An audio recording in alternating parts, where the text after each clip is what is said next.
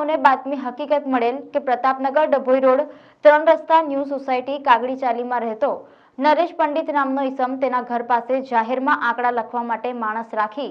જાહેરમાં રસ્તે આવતા જતા ઈસમો પાસેથી આંખ ફરકના આંકડાઓ લખી હાર જીતનો જુગાર રમાડે છે અને હાલમાં પણ તેની પ્રવૃત્તિઓ ચાલુ છે।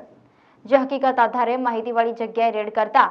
5 ઈસમો નામે નરેશ પંડિત, ઇકબાલ જંબુસરિયા, રાહુલ વાઘરી, નજર મોહમ્મદ અંસારી, રવિ પટેલને સ્થળ પરથી ઝડપી પાડી ઉપરોક્ત ચારેય રેડમાં કુલ 9 આરોપીઓની ધરપકડ કરવામાં આવી છે